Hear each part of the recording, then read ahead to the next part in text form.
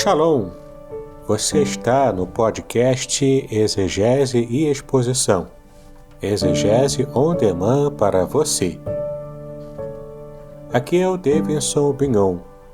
Eu sou mestre em Ciências da Religião, professor de Exegese Bíblica no seminário, pastor congregacional e também publisher editorial.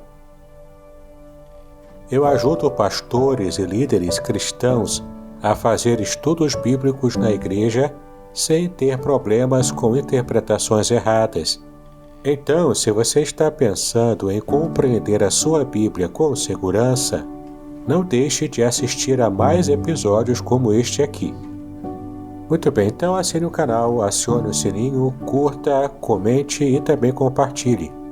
Você poderá me dar uma força me ajudando a ampliar o alcance com os estudos bíblicos de qualidade na internet.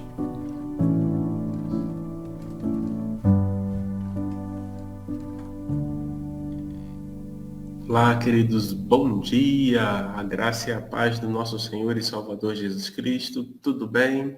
Hoje, quarta-feira, dia 5 de outubro de 2022, quarta-feira.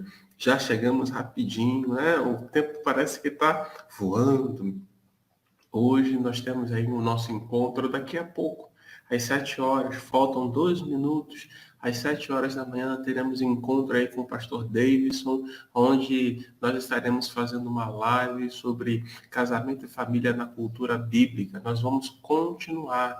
E de onde ele está tirando, né, o conteúdo? É do livro dele, que se encontra, esse livro aqui, ó. A ética do casamento judaico. Nós estamos aprendendo muitas coisas boas através desse livro. Então, eu quero, desde já, fazer aí um convite, né? Você que quer conhecer mais, aquele quer conhecer com mais profundidade, eis aqui um livro, A Ética do Casamento Judaico, escrito pelo próprio pastor Davidson, que vem falando profundamente sobre casamento, né, na cultura bíblica. Isso vale muito a pena. Nós temos apenas alguns recortes daquilo que ele tem aí nos ensinado. Um outro livro que ele também escreveu é esse aqui, ó, Salmo 23. Ok? Também nós já fizemos estudo sobre esse livro, Revelações Originais do Salmo 23. Vale a pena, super indico esses dois livros aí. Bom, virou, são 7 horas da manhã, quero chamar aí o pastor Davidson. Bom dia, pastor Davidson. Bom dia a todos, Shalom. Shalom, shalom. Pastor Davis, antes de entrar no ar, de você entrar no ar, já estava fazendo aí algumas propagandas aí a teu respeito, ó. É, Esses dois livros aqui, ó, que aqui, ó. vale super a pena, ó. Isso aí, ó. É, Valem super a pena você adquirir o seu livro, o Ética do Casamento Judaica, de onde nós estamos fazendo o estudo. É óbvio, se você quer algo mais aprofundado, tem aí algumas dicas. A primeira dica é o próprio livro. Você pode adquirir o livro e lá você vai ter mais informações ou informações mais detalhadas sobre aquilo que ele tem compartilhado conosco. E você pode também acessar o canal dele, entrar em contato com ele, marcar, trocar uma ideia com ele, que eu tenho certeza que você vai ser abençoado. Querido, sem mais delongas, alguns irmãos daqui a pouco vão se conectar. Eu quero passar aí para o pastor Davidson, né, para que ele possa então iniciar esse estudo, para que ele possa então ser instrumento de Deus mais uma vez, através dessa live. amém. Lembrando, pastor Aderson, que estamos em um período muito especial dentro da cultura judaica, que é um período muito importante também. É chamado de Yom Kippur. Uhum. Ontem foi a celebração, e ainda estão em celebração os judeus. Nesse período eles fazem jejum e clamam por todo o mundo, entendeu? Eles fazem, é o dia da expiação, né?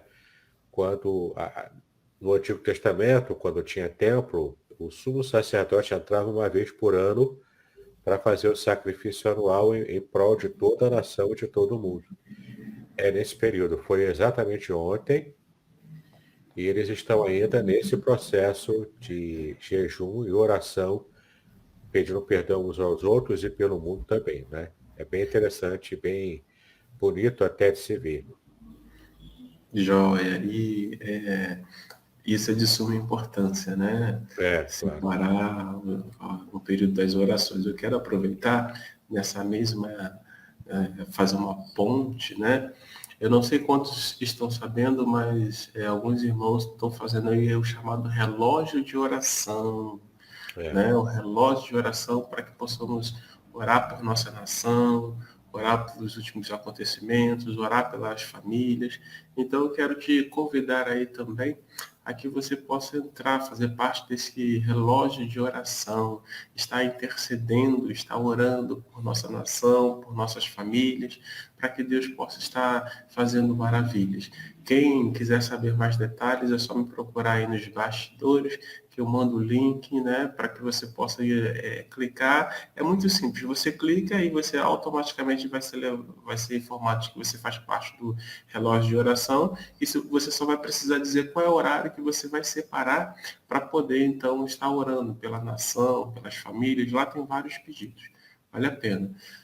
Pastor Davidson, fique bem à vontade. Agora, eu gentilmente vou sair de cena para que você Perfeito. fique aí com a tela inteira, tá bom, meu Bom, querido? eu vou começar a compartilhar aqui então com os irmãos. Vamos então colocar aqui na tela. Muito bem, já temos aqui o nosso capítulo 8. É um capítulo muito especial, é o último capítulo desse meu livro, A Ética do Casamento Judaico. No nosso planejamento aqui, junto com o pastor Aderson,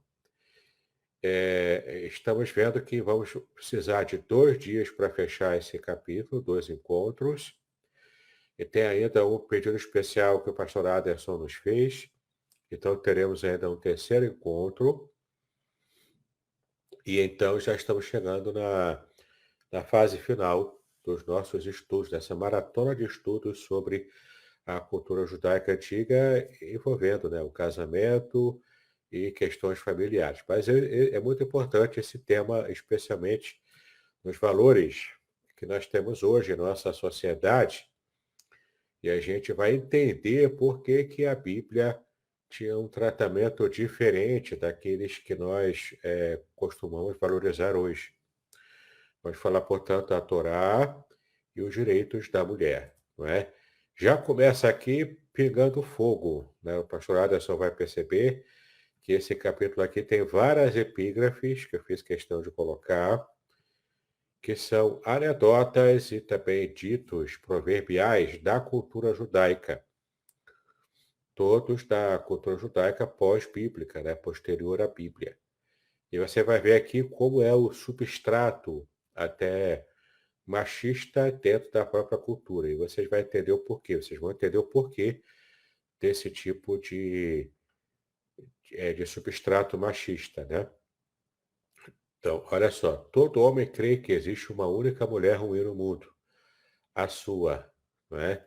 Isso aqui é uma forma anedótica, né, de um provérbio judaico. Outro ditado popular, né? Casa o teu filho quando quiseres, mas casa a tua filha assim que puderes, né? Também nos mostra um pouco do que é o pensamento cultural sobre a mulher dentro do judaísmo. Outra passagem aqui, ó, cada qual tem a mulher que merece, né? Outra aqui, ó, Tibik Dushim, né? 10 medidas de mexerico desceram à terra, e as mulheres se apossaram de 9 delas. Para quem está, né, quem não entendeu, mexerico é a fofoca, né? Muito bem. Mas aqui, ó, se queres confiar um segredo a uma mulher, corta-lhe a língua primeiro. Um outro provérbio judaico, né, dizendo que a mulher fala muito. A mulher é entendida em joias e ornamentos. Já o ornamento do homem é o entendimento, né? Então, mais um provérbio aqui, né, bem machista. Quando o velho casa com uma jovem, o velho rejuvenesce e a jovem envelhece. Então, veja aqui que foram uma série de provérbios judaicos, todos eles bem próximos, se não propriamente misóginos, né? Isso tem a ver com a cultura e vocês vão entender aqui o porquê. Bom, na história de Israel, encontramos as mais diversas opiniões acerca da posição da mulher. Existe uma opinião muito forte acerca do seu valor, de suas excelentes qualidades de liderança e de sua igualdade com o homem. Sim, a palavra é igualdade, tá? A mulher não é nem inferior e nem superior também, ela é igual ao homem. Igual no sentido de valor para Deus, valor para a sociedade até, né? É o ideal bíblico, tá? Mas isso se perdeu ao longo do tempo, especialmente numa sociedade que foi se tornando cada vez mais patriarcal mesmo, né? E, portanto, tendo o que se diz hoje como sendo a masculinidade tóxica. Mas não do jeito que o povo enfatiza hoje, tá? A gente vai quebrar também um pouco ao longo desses 13 encontros, a gente vai quebrar um pouco dessa hegemonia do pensamento, especialmente o pensamento feminista, que ele tem muito pouco do que a Bíblia realmente nos ensina, tá? Mas isso aí é um papo para o nosso terceiro encontro, não é para agora não. Bom, então, mas ao mesmo tempo existiam muitas leis que impediam que ela, a mulher, assumisse uma igualdade total com o homem. Essa ambiguidade existia por causa do sistema de patriarcado e hierarquia, conforme disse Alice Lafay. Alice Lafay, ela teve uma leitura bíblica, escreveu um livro de uma leitura bíblica sob o viés da visão feminista, tá bom? Portanto, ela é uma visão exagerada, a gente precisa ter cuidado. Nem machismo, nem feminismo é o bíblico, é o correto. Mas vamos ver o que ela tem a dizer, né? Etimologicamente, a palavra patriarcado deriva de duas palavras gregas. Pater, que significa pai, e arque, que significa começo ou primeiro. E refere-se àquela forma de organização social na qual o pai ocupa o primeiro lugar. Até aqui está tudo tranquilo, tudo certo. A palavra hierarquia também deriva do grego arque, que significa primeiro, e hieros, em grego, né, que significa sacerdote. Tem a ver com santidade e sacerdote. Então, o primeiro é o sacerdote, primeiro é o padre, né? Primeiro é aquele que é o religioso. Esse termo, embora tenha passado a significar escala ou ordem de qualquer espécie, referia-se originalmente ao fato de os sacerdotes terem o primeiro lugar na comunidade. No antigo Israel, durante os séculos nos quais o Pentateuco foi composto, a cultura era patriarcal e, portanto, hierárquica. O Pentateuco demonstra isso. Primeiro, pelo pequeno número de referências que faz as mulheres. Segundo, pelo modo como são apresentadas as mulheres, e isto em contraste com o modo como são apresentados os homens. E, por fim, pela ordem dos nomes de pessoas, porque, de fato, no texto bíblico, a ordem em que aparecem os nomes tem importância em termos de preeminência daquele que vem primeiro, né? Então, quem é citado primeiro tem mais preeminência daqueles que são citados depois. Tá? Então, de fato, embora nem tudo o que ela fez diz aqui no livro dela, a gente está para assinar embaixo, né? Ela tem uma visão comprometida com o movimento feminista, mas nesse aspecto aqui, nesse trecho que eu separei, ela foi bastante precisa aqui, tá? Muito bem. É importante, aqui, ó, esse aqui é o título do livro da Lafay, né? Introdução ao Antigo Testamento, perspectiva feminista. Da editora Paulus, que é uma editora católica, né? Então a gente precisa ter cuidado com a leitura de um livro como esse, né? Porque ela pode pecar pelo exagero de tanta militância, né? Em prol da visão feminista do mundo. Então, a gente vai entender aqui, ao longo dos nossos estudos, que nem o machismo é bíblico e nem o feminismo também, né? A gente precisa encontrar esse equilíbrio bíblico aí entre esses dois extremos. Bom, é importante que tenhamos o cuidado de não julgar o povo de Israel pelas nossas perspectivas modernas, né? Hoje se fala em empoderamento feminino, coloca as mulheres, né, como sendo as grandes protagonistas, e de fato, historicamente elas até são, as grandes protagonistas da sociedade ocidental, pelo menos, né? Na oriental, nem tanto, porque ainda hoje prevalece essa cultura que nós entendemos como cultura machista. E, de fato, a cultura da mulher, essa cultura oriental tira bastante do protagonismo feminino, né? Como nós vemos na cultura ocidental. Tá bom? Então, esse é o valor que nós temos hoje. O empoderamento feminino, a valorização, né, da mulher, de um modo geral.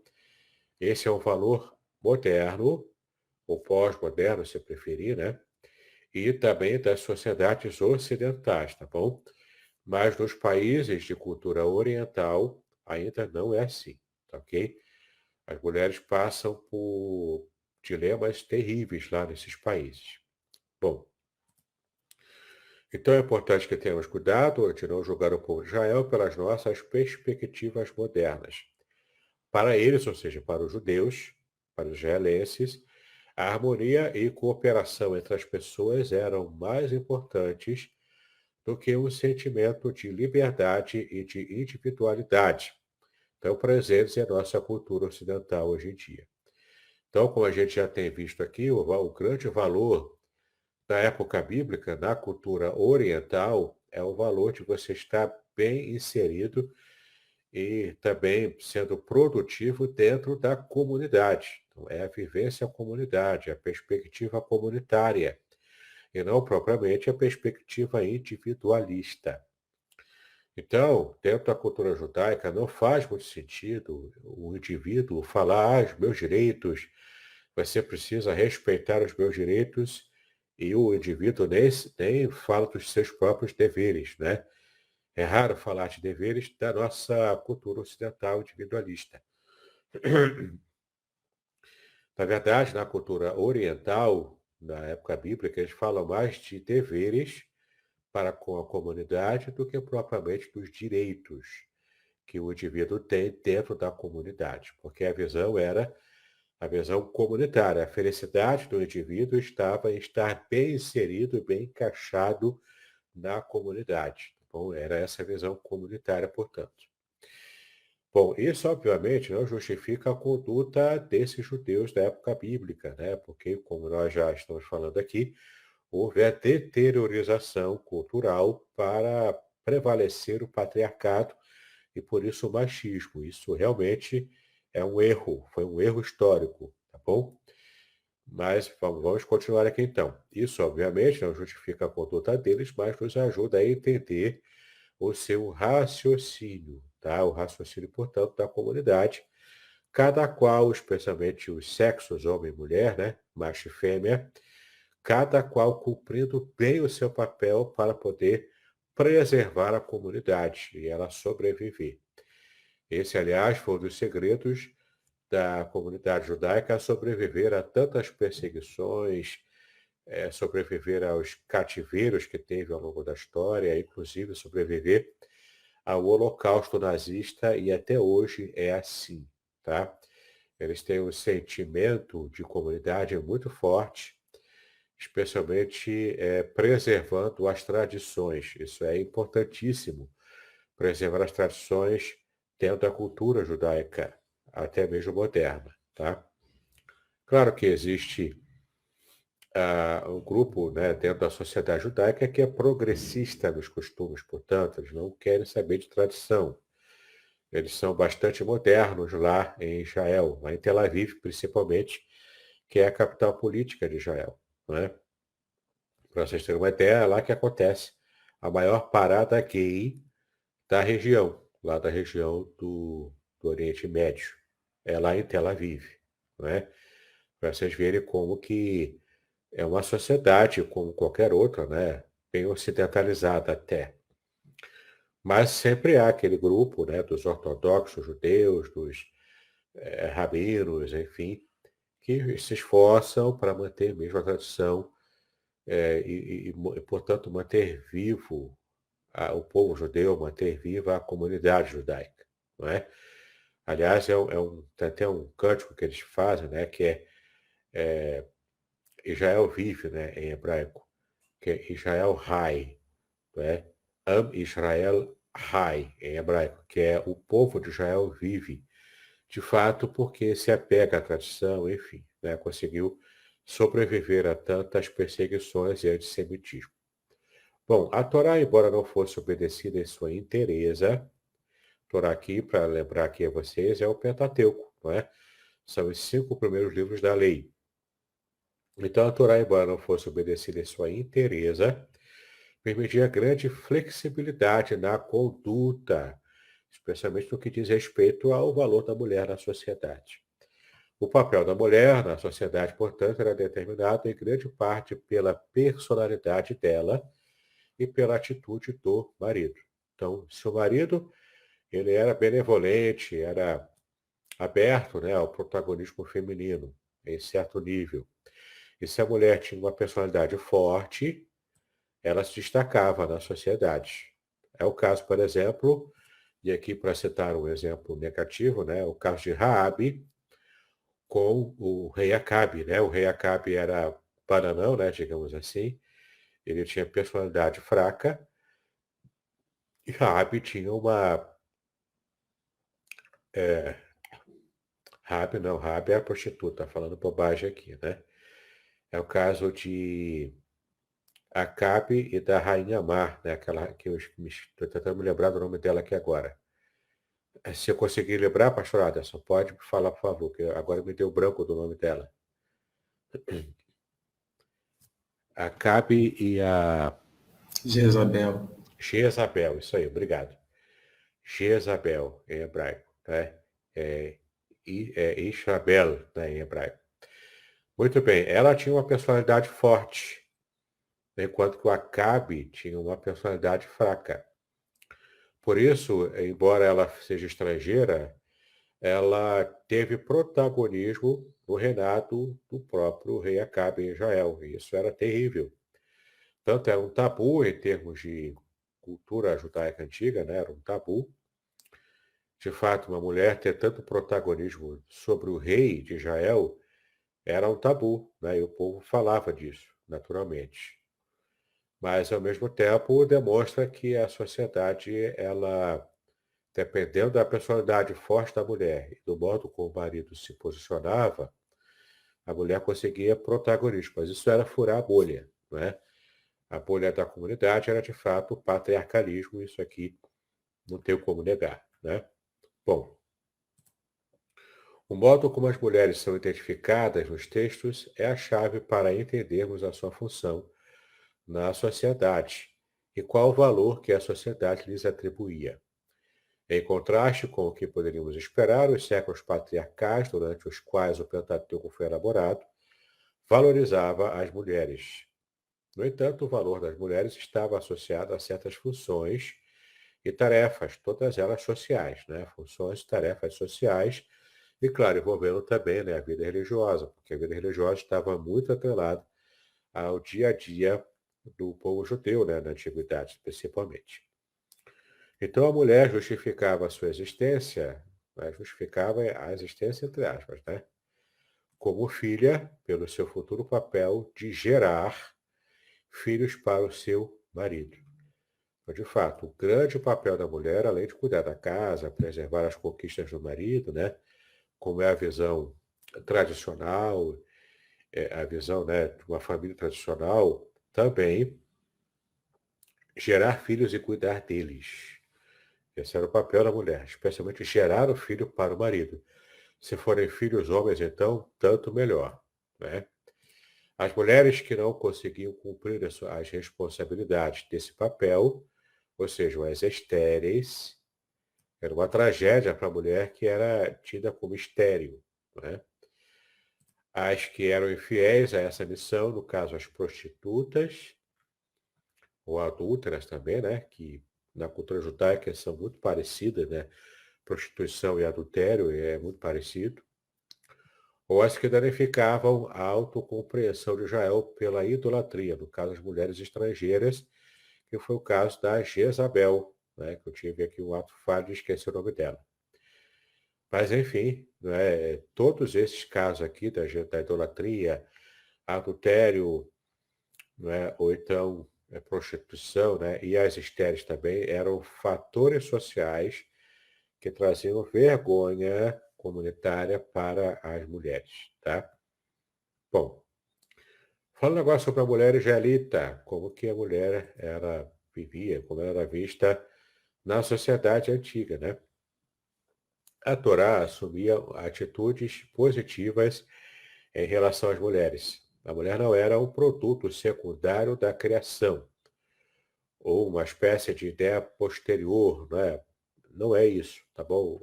É muito claro na Bíblia que não era isso. Homem e mulher juntos, nós já vimos isso aqui também em encontros passados.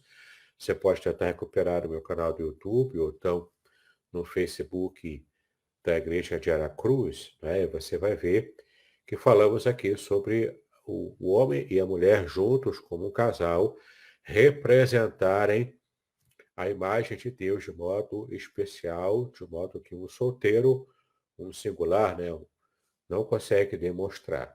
Inclusive, eu fiz o corte dessa parte e coloquei o corte especialmente sobre isso lá no meu canal do YouTube. É interessante você resgatar esse conhecimento, tá? Mas vamos falar aqui rapidamente, né? Homem e mulher juntos constituíam a imagem de Deus, conforme você pode ver aqui em Gênesis 1, versículos 26 e 27, que diz assim, ó, disse Deus, façamos o homem à nossa imagem, conforme a nossa semelhança, que se refere a Adão, que é o homem de um modo geral, o homem como humanidade, né?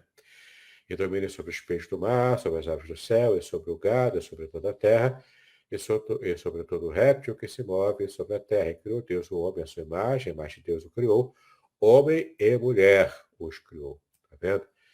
Homem aqui, Adão, é no sentido mais genérico, então inclui também a mulher. Tanto o homem quanto a mulher foram criados por Deus em termos de igualdade e, enquanto forem juntos, até como um casal, espelham a imagem de Deus.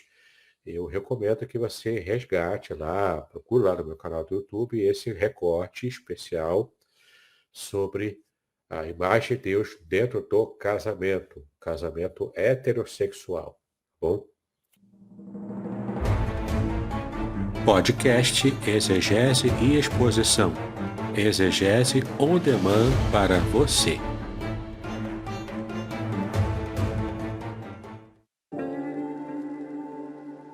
Shalom! Aqui é o Davidson Pignon. Eu ajudo pastores e líderes cristãos a fazer estudos bíblicos na igreja sem ter problemas com interpretações bíblicas erradas. Então, se você está pensando em compreender a sua Bíblia com segurança, não deixe de assistir a mais conteúdos como este aqui neste canal.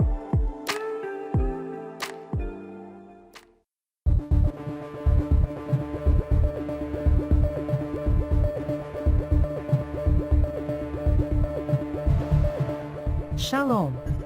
Leia o livro Revelações Originais do Salmo 23 para descobrir todos os incríveis segredos espirituais escondidos na língua original hebraica. Link na descrição.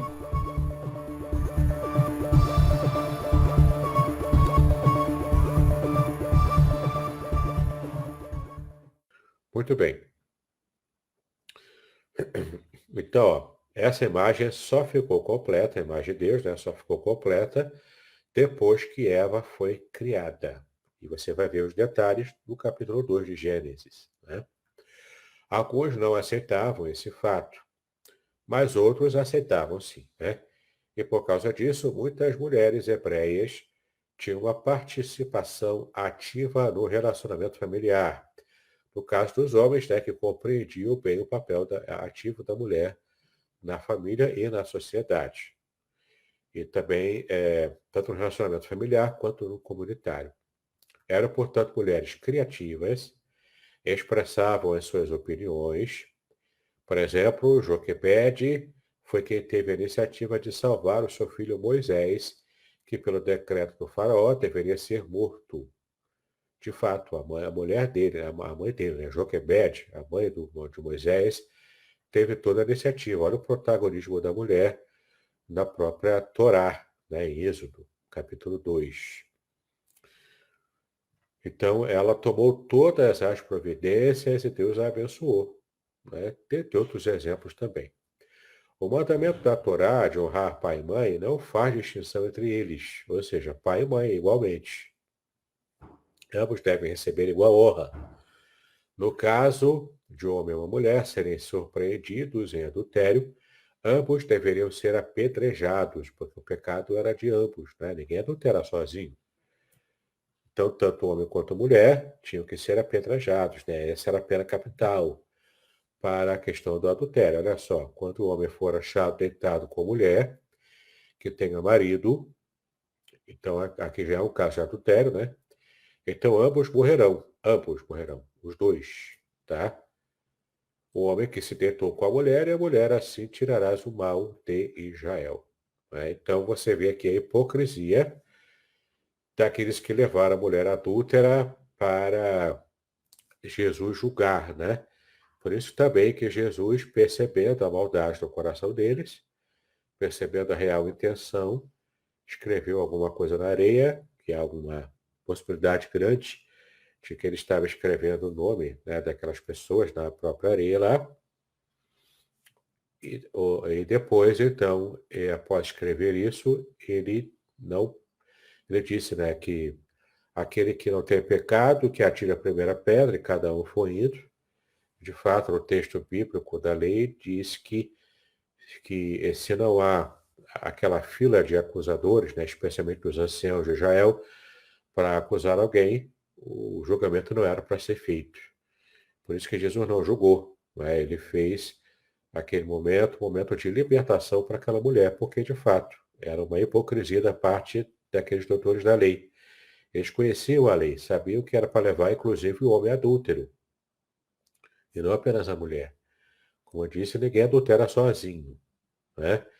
Então, provavelmente, aquele homem pudesse ser um alto figurão, quem sabe até um sacerdote, um escriba ou fariseu aí, doutor da lei, que era hipócrita a esse ponto. Não é? Por isso que Jesus, então, não julgou aquela mulher que foi pega em ato de adultério, porque levaram apenas ela, tinha que levar também o homem. É o que a lei prescreve. Né? O judaísmo moderno também encara a mulher com respeito e admiração.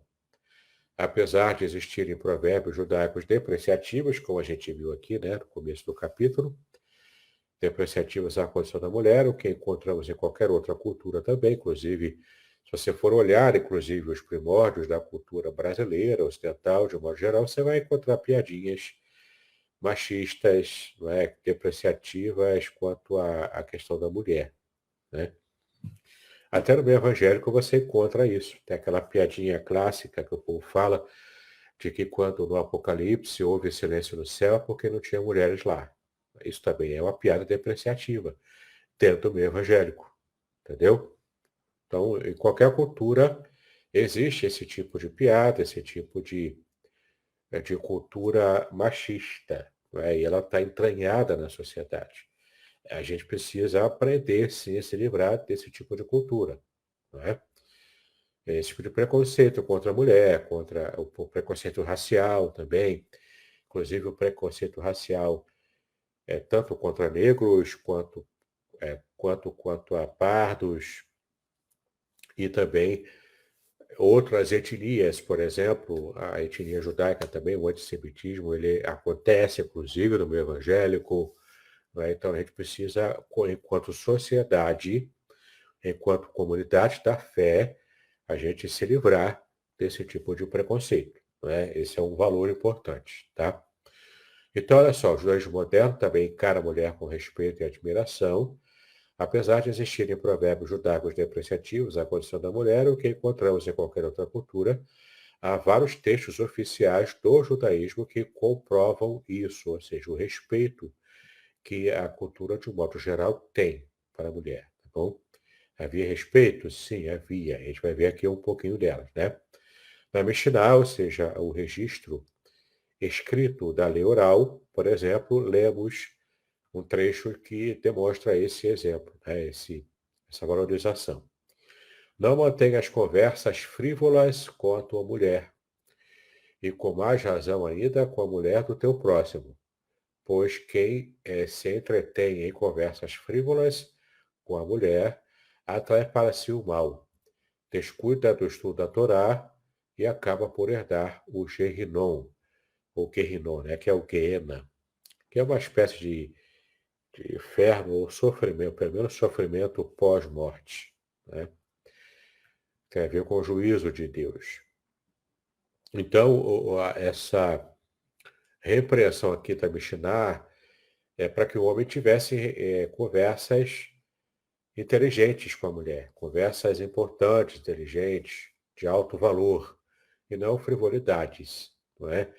Ou seja, isso aqui, o que está nas entrelinhas aqui, que a mulher é inteligente, que a mulher é capaz de ter uma conversa inteligente com o marido, e não uma coisa, né, jogada de qualquer maneira, uma frivolidade qualquer, mas ela tem condições intelectuais e até morais de ter uma conversa normal com o seu marido, com temas importantes, e não apenas frivolidades, não é? Então, aqui é um indício, dentro da cultura judaica, posterior à cultura bíblica, de que sim, a tradição oral dava esse tipo de valor à mulher, né?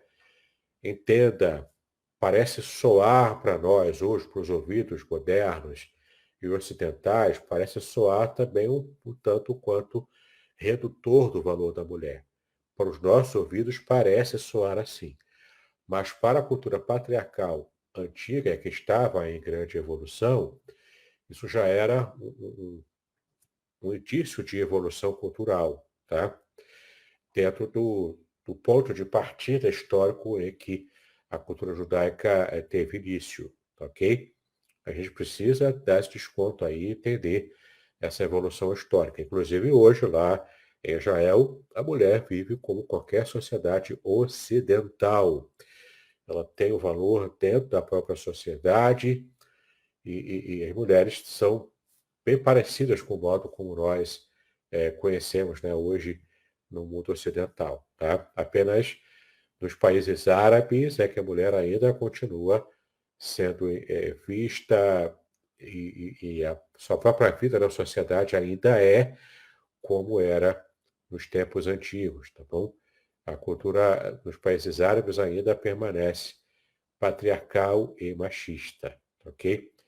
Agora, dentro de Israel, tem alguns grupos que são patriarcais ainda e machistas, mas a maioria vive como qualquer sociedade ocidental. Inclusive, essa é uma das críticas que os povos árabes mais tradicionais fazem ao Israel, né?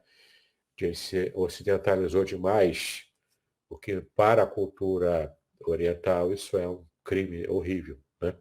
Bom, vejamos agora o comentário de Punin. Punin escreveu um livro sobre o Pentateuco, né? Sobre esta parte da Mishnah, que também é essa parte que a gente acabou de ler aqui, né? De não ter conversas frívolas com as mulheres. Sir Walter Scott chamava as mulheres de o brinquedo da noite. Veja só, era inglês, né? Como é que está entranhado na cultura? É o brinquedo da noite por causa da sexualidade, né? A Rudyard Kipling, que é outro inglês também, né? Ultrapassou com o adágio. Ultrapassou o Walter Scott, né? O adágio que ele falava é uma mulher, é só uma mulher, mas um bom charuto é um aromatizante. Veja só como diminui a mulher com respeito ao charuto. Isso aí Freud deve explicar, né? Mas ele era o inglês, o ocidental, entendeu? Este tipo de avaliação é refletido no termo que os homens modernos usam para definir uma mulher. Ou seja, não se fala mais hoje assim, né? Isso era antigo, mas se falava assim no mundo ocidental, chamada mulher de boneca. Ah, você é uma boneca, né? Veja como é antigo isso aqui. Mas o que é uma boneca? Um brinquedo, algo lúdico, sem coração, sem cérebro. Uma mulher é uma boneca e um homem é um cara. Em inglês juventude, né? E ambos prosseguem desempenhando os papéis de suas perspectivas personagens. Entre ambos não existe senso algum de divindade. Quem disse isso é o Bully, né? Comentando sobre esse aspecto da cultura ocidental, né, europeia. O judaísmo, contudo, encara a mulher com estima. O lar de um homem, diz o Talmud, que é também um compilado, né, de registros da lei oral, a Torá oral, né? Então, o lar de um homem, diz o Talmud, é a sua esposa. A mulher é tida em alta estima e consideração dentro da tradição judaica. Se a sua esposa for mais baixa que você, né, diz aqui a lei, né, incline-se em direção a ela. Ou seja, é o marido que tem que se inclinar para a mulher, se ela for mais baixinha, né, com respeito ao marido. Consulte a sua esposa e ouça os seus conselhos. Olha só, dando aqui, ó, lugar de conselheira à mulher. O casamento é denominado Kiddushim, ou seja, santificação. Dentro do casamento, esse relacionamento do homem com a sua esposa é santificação. E envolve o mais elevado grau de santidade, tá bom?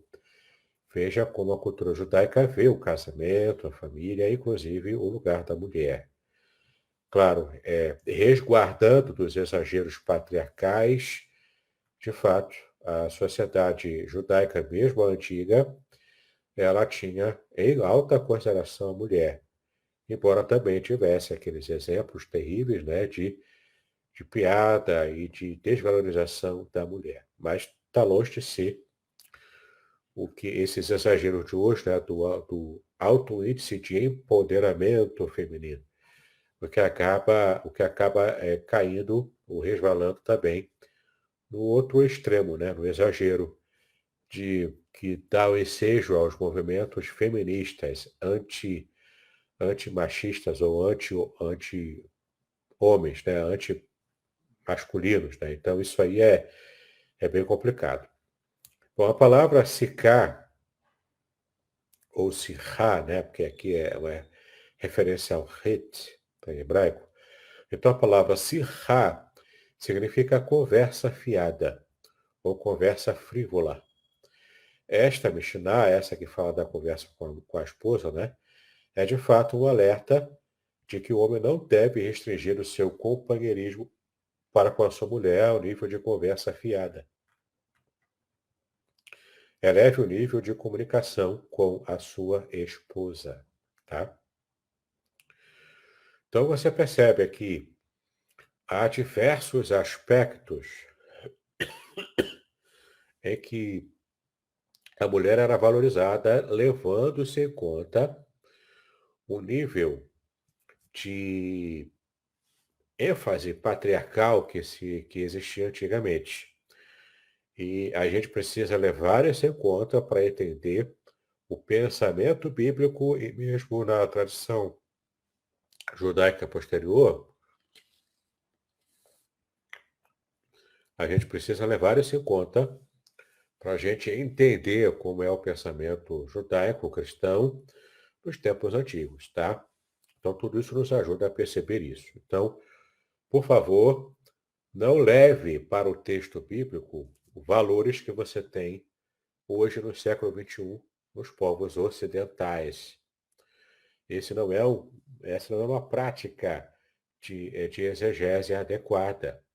A boa exegese bíblica, ela entende o que o texto quer dizer na sua perspectiva cultural, linguística, histórica antiga, entende isso bem e traz para nós hoje, no século XXI, tirando do texto o princípio bíblico que ainda é válido para hoje. Não é? Tirando aqui as espinhas desse grande peixe assado aí, né? Tira-se as espinhas da cultura antiga. Você usa as espinhas apenas para compreender, para você saber. Mas você não vai comer a espinha, você vai tirar a espinha. Você vai comer a carne. A carne desse peixe é o princípio bíblico que ainda é válido para hoje, compreendendo os detalhamentos históricos e culturais do mundo antigo. Tá bom?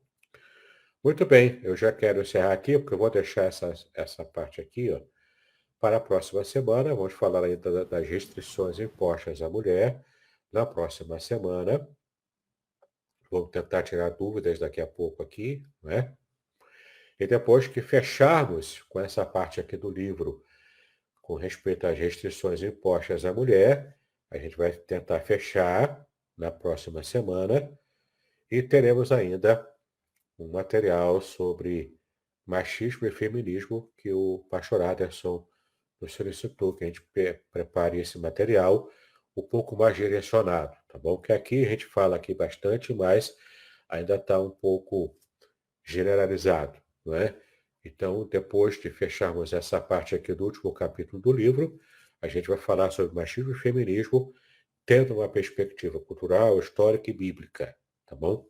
Vou tentar fazer esse apanhado aí, mas isso é mais para frente também, tá ok? Diante do que você acabou de mencionar, então a gente precisa ter muito cuidado para fazer determinadas afirmativas. Do tipo, ai, a Bíblia é totalmente machista. Na Não, não verdade, é. conforme você foi colocando, explicando hoje, não é bem assim, né? Tanto é que nós já falamos sobre isso, não custa nada retornar, que a mulher e o homem eles têm uma representação aí divina, tem uma representação dentro do contexto daquilo que Deus idealizou no que tange ao casamento, no que tange ao relacionamento. Então essa ideia, ela é uma ideia totalmente distorcida, é isso mesmo? Isso, essa visão é preconceituosa hoje em dia, né? É a visão de quem não estudou de verdade a Bíblia, não percebe os detalhes do que a Bíblia fala, né? Não percebe isso e acaba deturpando o que de fato a Bíblia ensina. Quando você faz esse apanhado histórico, percebe o que a Bíblia realmente ensina, você então entende que, claramente de que não existe essa visão preconceituosa propriamente contra a mulher.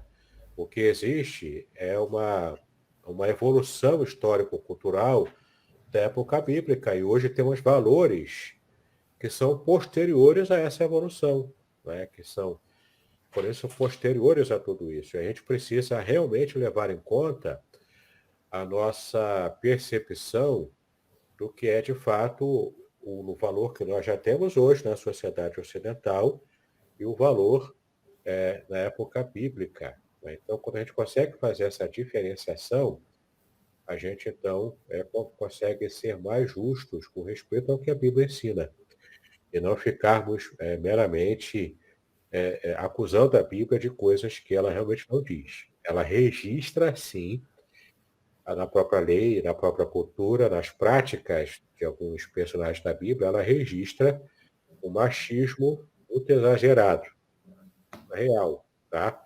Tanto que eu separei essa parte para te falar na próxima semana. Vamos falar especificamente sobre essas restrições culturais e sociais à mulher, ao direito da mulher, tá?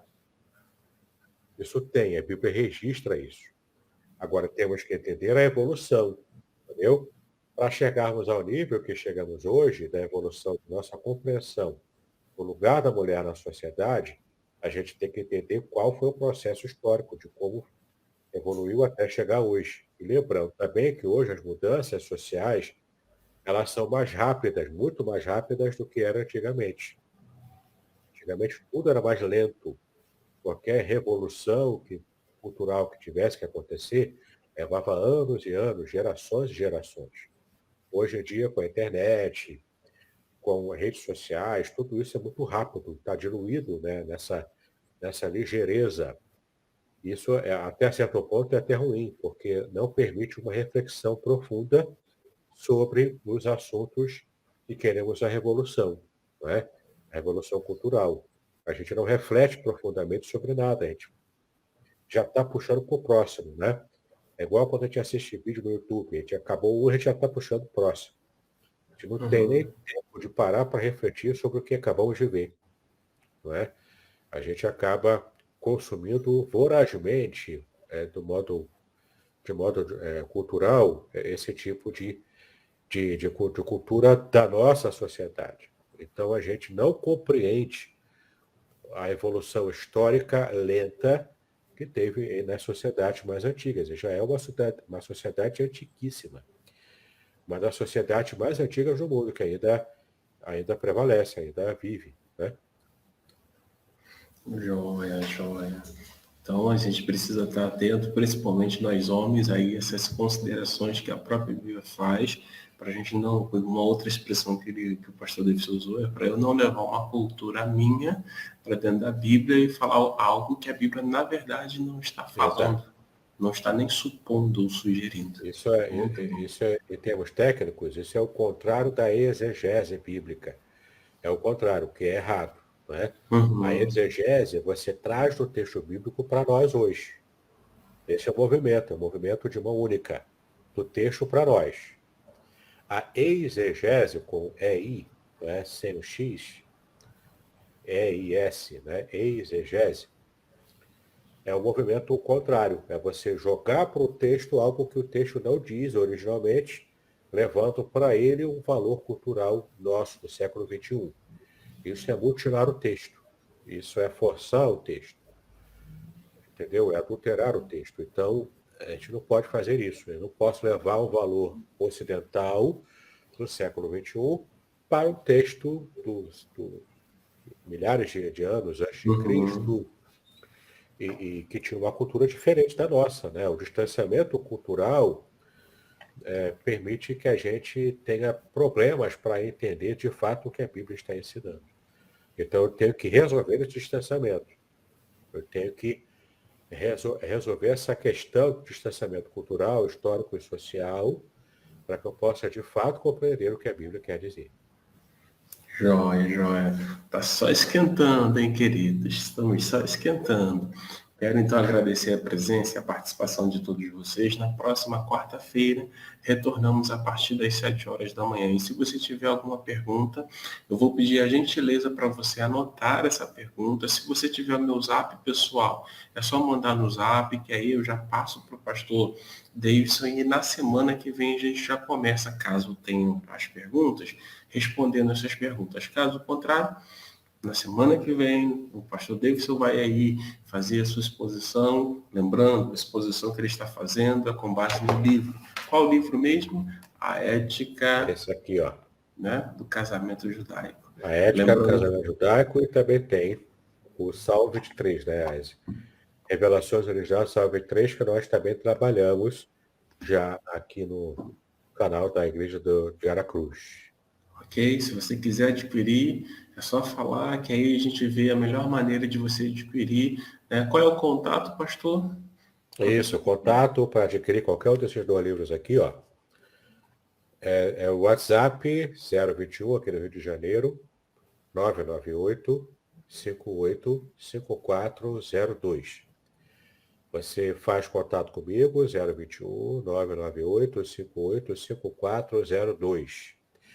E eu vou te explicar como você faz para adquirir, mando pelo correio, e você vai ser abençoado com a leitura, tanto das revelações originais do Salmo 23, é o Salmo 23 analisado palavra por palavra, versículo por versículo, na Bíblia original em hebraico, tá bom? Você vai ver como você conhece o Salmo 23, mas não conhece em profundidade. Você vai conhecer o que realmente o Salmo 23 ensina para você sobre quem é Deus, sua vida espiritual e até mesmo sobre bênçãos, riquezas e prosperidade, fartura. Está tudo aqui. O Salmo 23 mostra isso na língua original hebraica. E como a gente está estudando agora, a ética do casamento judaico, família, casamento, no caso aqui estamos trabalhando hoje o valor da mulher na sociedade, tudo isso dentro da Bíblia, tá? Essa aqui é a minha monografia de mestrado em ciência da religião. Portanto, é um material acadêmico que vai realmente te trazer compreensão sobre tudo isso que estamos falando aqui. Joia. É isso aí. Ok? Vamos encerrar. Eu quero convidar então o pastor Davidson para que possa fazer uma oração final. E lembrando, na próxima quarta-feira estaremos de volta com mais um estudo com mais uma live sobre casamento e família na cultura cristã. Amanhã nós teremos aí a nossa manhã com Deus e na sexta-feira também. Amém. Vamos orar então? Para te exaltamos pelo privilégio que tivemos de estudar a tua palavra hoje com um pouco mais de profundidade, tratando, ó Pai, desse assunto importantíssimo que é o lugar da mulher na sociedade, do ponto de vista bíblico. E também, ó Pai, agradecemos a Ti pelas bênçãos de termos as nossas irmãs em Cristo trabalhando na igreja, abençoando a igreja, sendo o braço forte de toda a comunidade. O que seria de cada igreja local sem a bênção do trabalho e também das experiências das nossas irmãs, mulheres? Então nos ajuda, Senhor, a valorizar essas irmãs. Ajuda, Senhor, a cada marido a ter um tratamento de respeito, de amor, de cuidado para com a sua esposa, para que não haja, Senhor, nenhum tipo de desgaste, nenhum tipo de atitude errada com respeito à vivência familiar. Então, cuida de cada um de nós, nos dá um dia abençoado hoje e compreensão cada vez maior e crescente da Tua palavra. Assim colocamos nas Tuas mãos as nossas vidas, em nome de Jesus, hoje para todos sempre. Amém e amém. Amém, queridos. Shalom. Até a próxima quarta-feira. Shalom.